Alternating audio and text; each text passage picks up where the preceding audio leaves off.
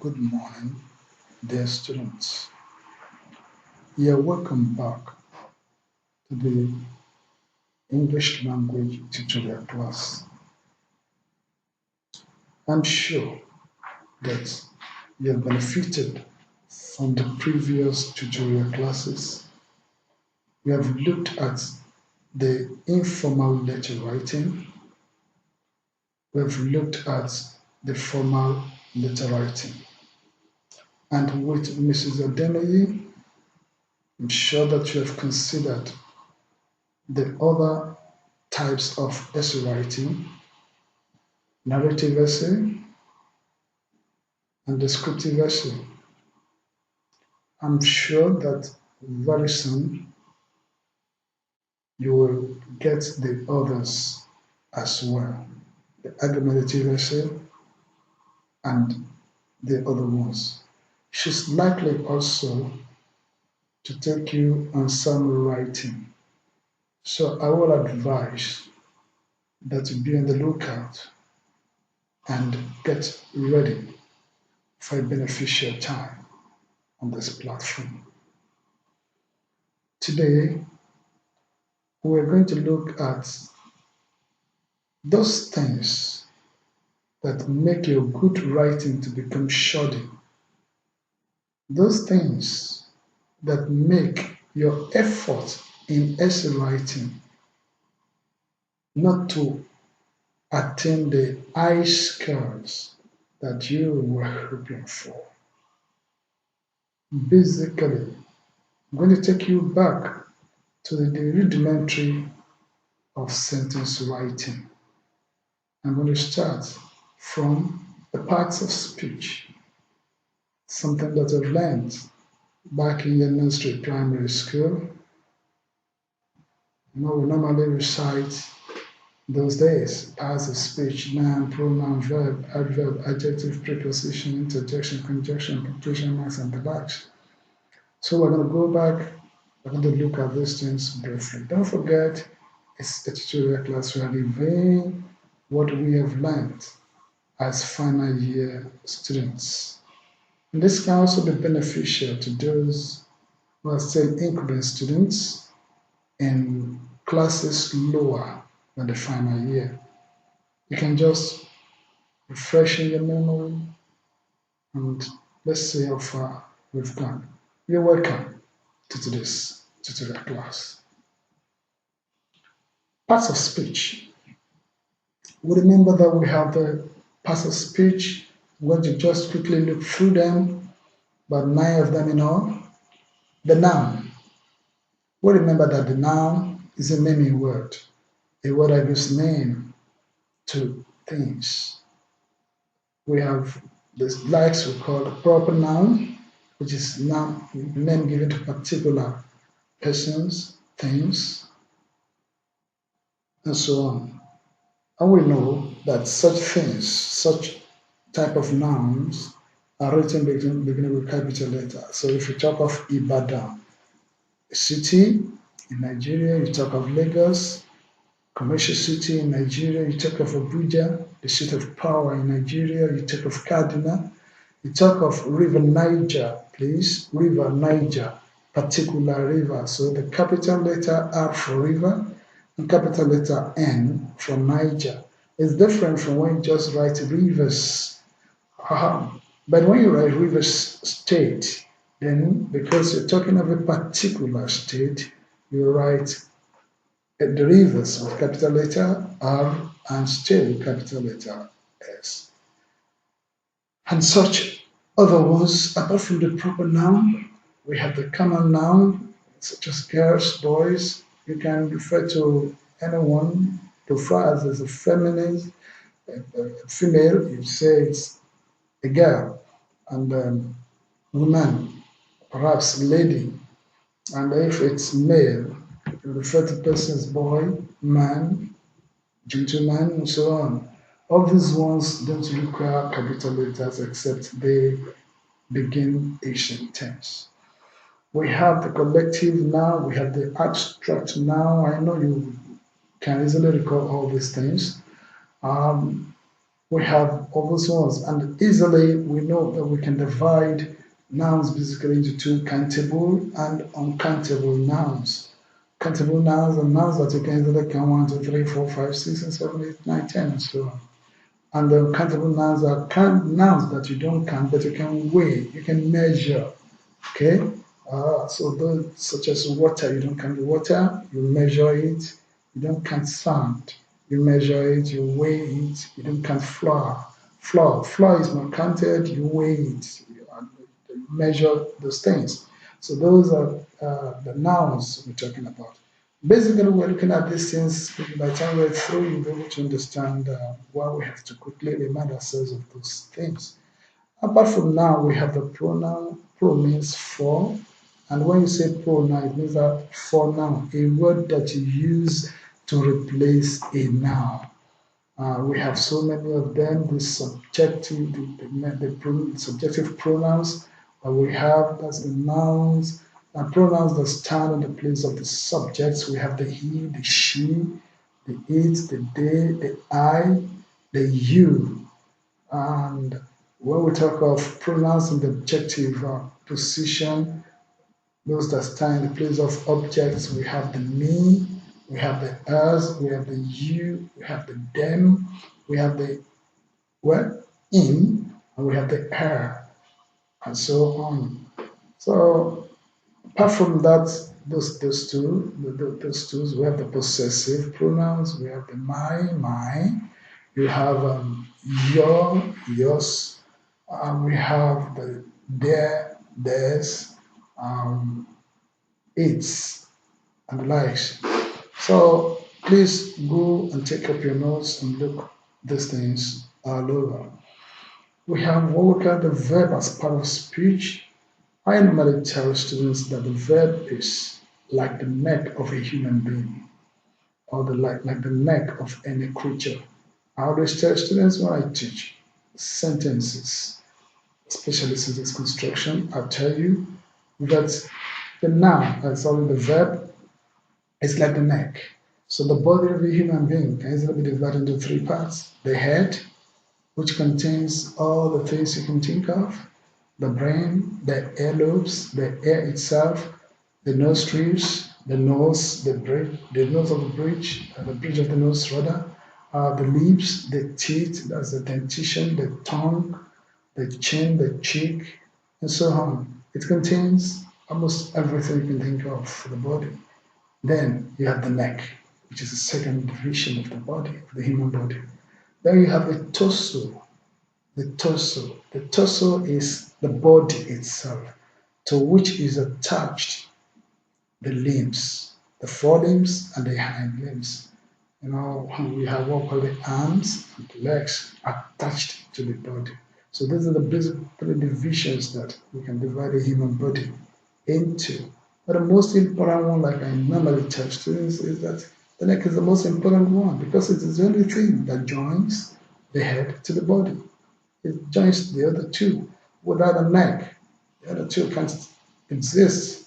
Is a link between them. So if you find a little child born and no neck, I'm very sure that you don't want to stay near. You want to run a mile. And you wonder what kind of creature that is. This sentence applies to when you write your sentences in grammar and you misuse or misapply your verb. You have constructed an awkward sentence, a sentence that is grammatically incorrect. It cannot stay. So the verb is very, very important. Normally we call it the action word, the word that shows the action, the word that links the noun or the subject, let me put it that way, to the other part of the predicate. Basically, we divide the sentence into two, the subject and the predicate. We will come back to that. So from the verb down, you cannot talk of predicate. And whatever comes before the verb is regarded as the subject. So you look closely at that. We'll come back to sentence writing. We'll remind ourselves of these things. Again, we have what we call the adverb. Adverbs are words that we use in order to give more information concerning an action as a verb, a description, that's an adjective, and other adverbs tells you more. The adverb tells you more about how a thing is done, the manner, the frequency, and such other things. So basically, remember that adverbs do not have anything whatsoever to do with noun. So you don't go saying an adverb is modifying a noun. It's very wrong. They are enemies. They don't have anything to do with each other. So please remember that. Adjectives are words that you use to describe. They are qualifiers. They are qualifiers, and the only thing they can qualify is a noun or pronoun. Forever say pronouns stand in place of nouns. So adjectives don't have any business with verbs, they don't have any business with adverbs. Rather, the only thing they deal with is noun or pronoun. Just like we have our own schools. Schools don't market any other thing except education. So adjectives don't have any other business except to describe and qualify nouns or pronouns. The next one is the preposition. Prepositions are words that you use to show the relationship, that is, position in space between two objects. On a subject, maybe we call it items. It may be between a noun and another noun or such other things. So, especially nouns. We have in, we have between, we have beneath, under, above, and so on. Interjection is surprise. You know that one. The other name for it is exclamation. You know that one. So when you suddenly express yourself, a sudden expression, we call it uh, exclamation, or when you interject something. So it's a surprise. Conjunction are words that you use to link two parts of a sentence together, most especially when we talk of compound subjects or we talk of a compound sentence. We use the conjunction. Conjunctions are words like and, and, what's like but, beauty, what's like either, neither, nah, not only, also, and such other words. So please let's go back and try to remember all this because we're coming in contact with all these things as we go along. Then the last one, and I'm going to dwell more on this punctuation marks. Punctuation marks are symbols and signs that we use to represent pauses in speech, in human speech, pauses and stops in human speech, and other forms of expressions. When we talk, we gesticulate, we make both audible and inaudible uh,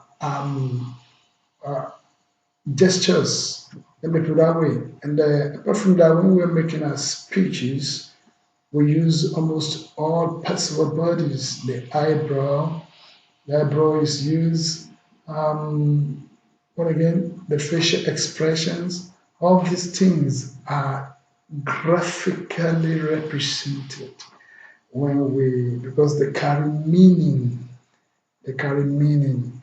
When you're emphasizing, there are expressions on your face that will make people to know that you are really saying something that is important to you. And when you're writing, in order to show the seriousness, there are symbols that you must apply. And that's why I said I want to dwell more on punctuation marks.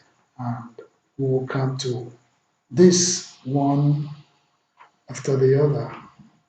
You are highly welcome back to the tutorial class for today. I said that we're going to dwell more on punctuation marks today so that we'll cut down on the marks we lose under mechanical accuracy. It's important for us to understand this. You may get in your comprehension as well as the summary writing, you may get a full score at the right answer, but writing it down, you may end up scoring zero. By the time you begin to subtract your grammatical errors, majorly it's always punctuation marks and perhaps spelling mistakes. And likewise, it's important to note that such things as the little dots, call it a period or what they call a full stop, matter a lot when you're writing. Well, let me just go ahead straight so that by the time we pick these punctuation marks one after the other, look to them. We look at each one critically.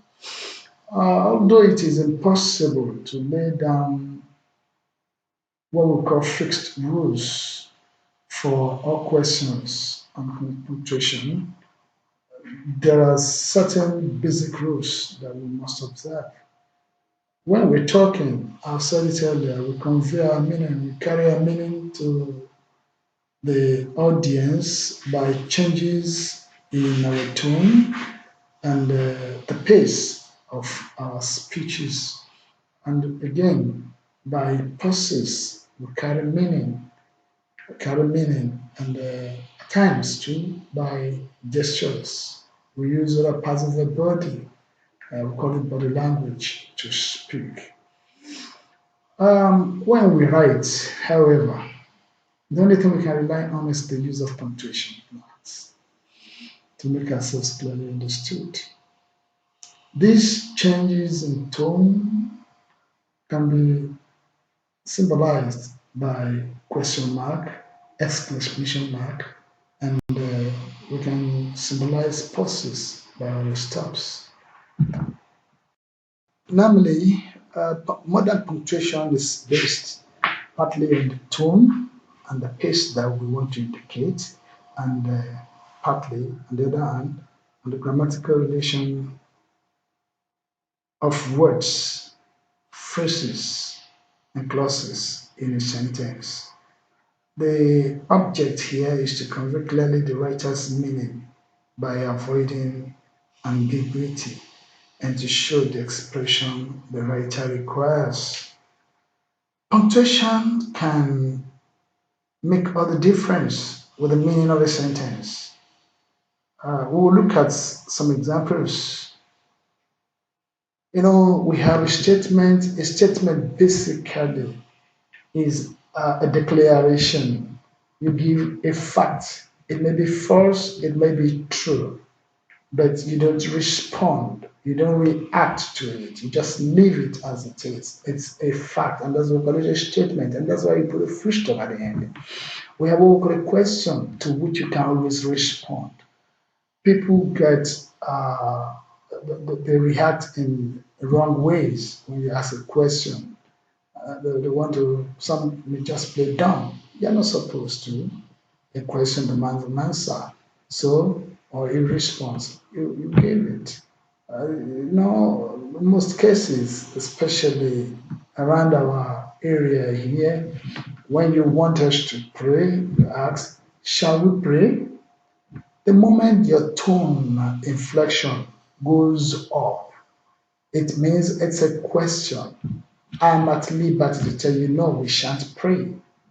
Yes, and I will refuse to close my eyes because you just asked a question. But some others who know what they are doing will tell you, shall we pray? You can see, shall we pray?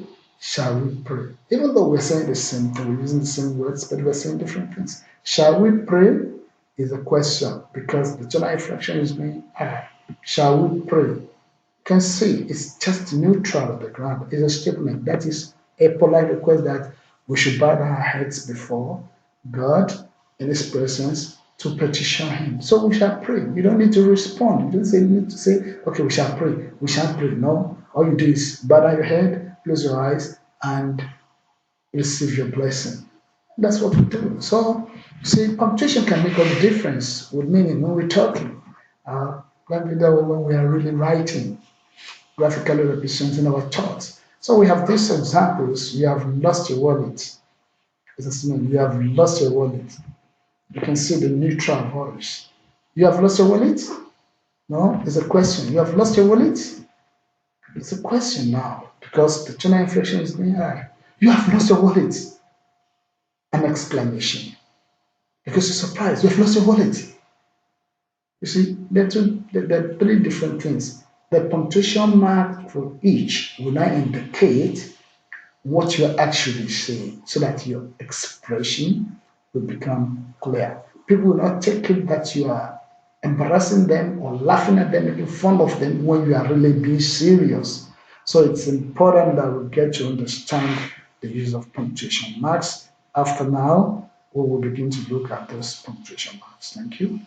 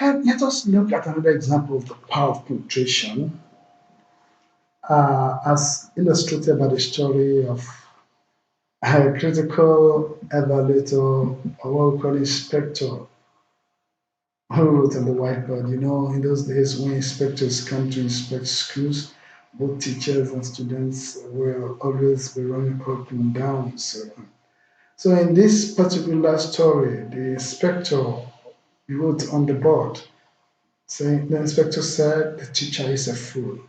You can see now that the position mark shows that it's a direct speech of the inspector. Inspector calling the teacher a fool.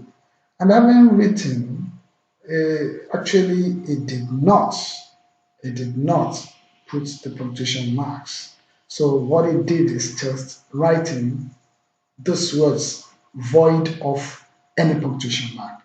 But in actual fact, he said the teacher is a fool. So he wrote, the inspector said the teacher is a fool. Then he called one of the students, I'm using the name Steve Abba, one of my students in those days, to provide a correct punctuation. What he expected the child to write is what we have just seen up. The inspector said, comma, open quotation mark, the teacher is a fool, end quotation mark, and full stop, because it is the inspector calling the teacher a fool. So that was what he was expecting, but he was so much taken aback. He was so amazed. He was not happy at all when he looked at what Steve put on the board. So Steve punctuated his own and put the open quotation mark at the beginning, inserting the inspector, put a comma, and put quotation mark, then set the teacher, comma, another open quotation, and he ended it with a quotation mark and full stop. So in essence, what Steve has written is that the teacher is saying that the inspector is a fool. You can see the inspector wanted the child to say that the teacher is a fool because that's what he said. That was his mind.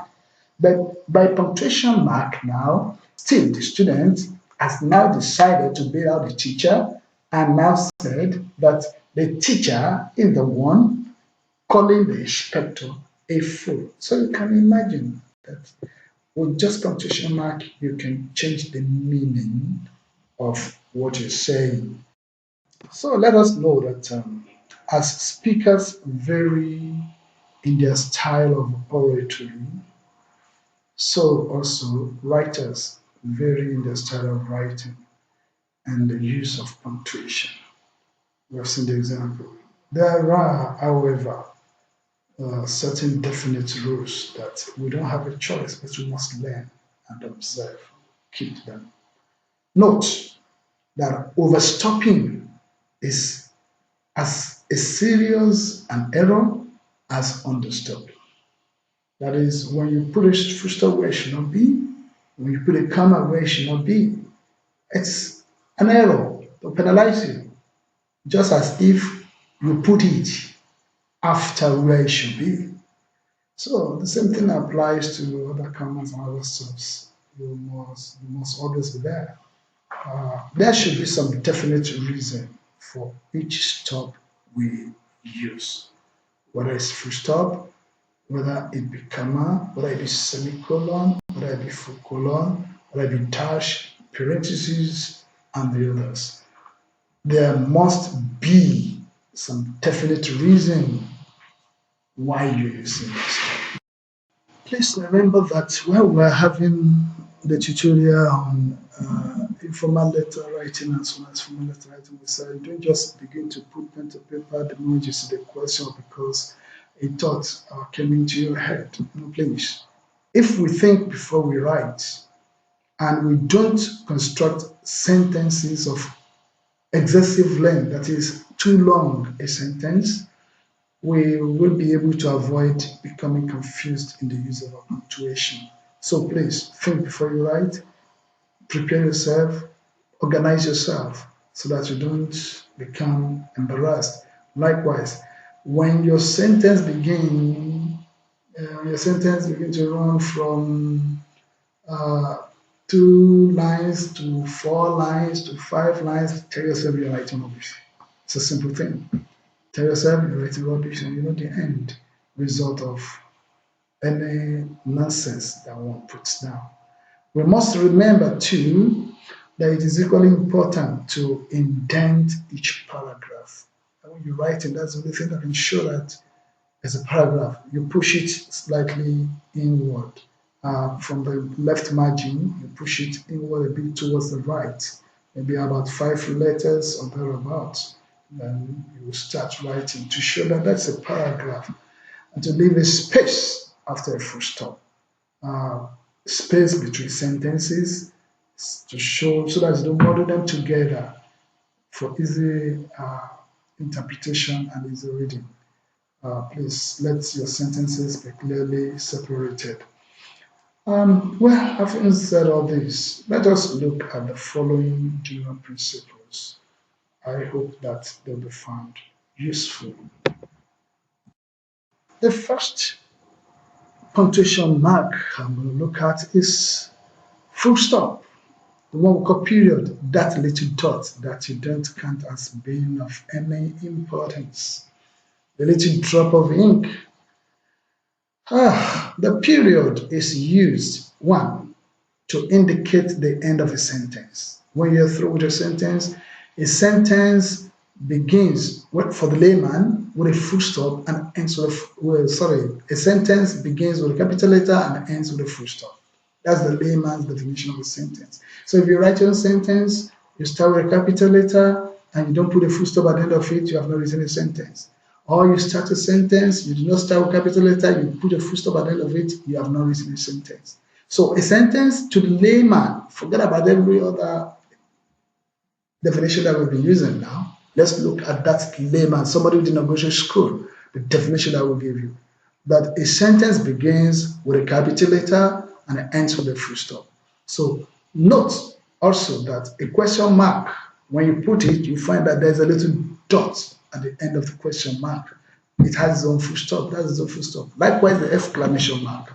So they too have their own full stops. What I'm saying in essence is that when you put a full stop, the next word begins with capital letter. When you put a question mark, the next word begins with capital letter. When you put an exclamation mark, the next word begins with a capital letter.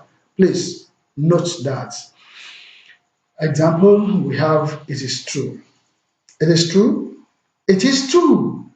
So you can see all those words, all those expressions end with the different stops. So if you're going to write anything after them, please let it begin with capital letter. Number two, you can use the full stop to indicate an abbreviation.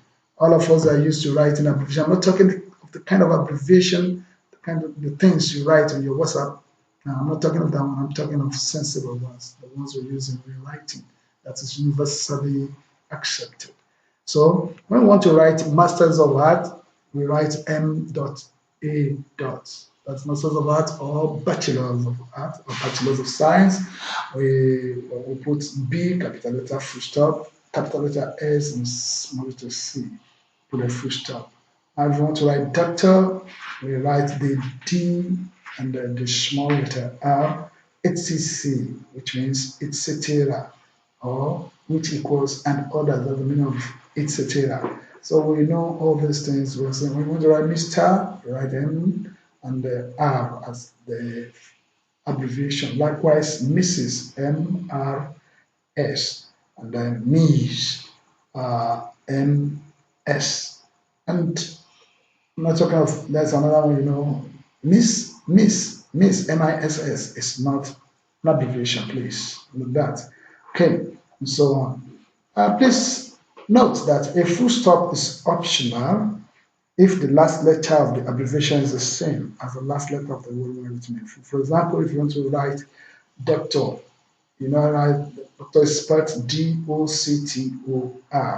The last letter is R. So if you're writing abbreviation, you put Dr. D-R, you may not put a full stop after R. Nobody's going to penalize you for that, but I always believe that it's better to keep students to a particular standard. So please apply a full stop so that you don't get confused in the process. Thank you. Let's go to the next.